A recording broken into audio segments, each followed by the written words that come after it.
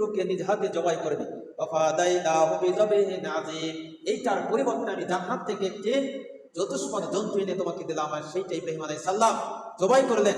ওয়া তারাকনা আলাইহি ফিল আখিরিন, আর তোমার এই সুন্নাতকে, তোমার এই কাজকে বাস্তবায়ন করতে যাচ্ছিলে, এই দুম্বা জবাই করাকে আমি তোমার পরবর্তী জাতির জন্য স্মরণীয় করে রেখে দিলাম।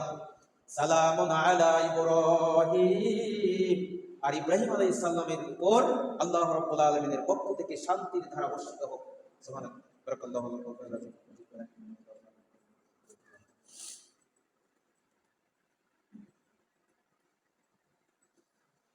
আলহামদুলিল্লাহ, প্রশংসা আল্লাহ রাব্বুল আলামিনের জন্য।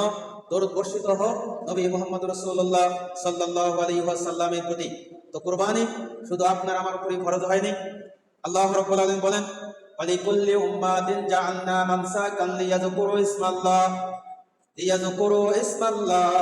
আলা মা রাযাকাহুম মিন বাহিমাতিল আনআম ফাইলাহুকুম ইলাহুন ওয়াহিদ।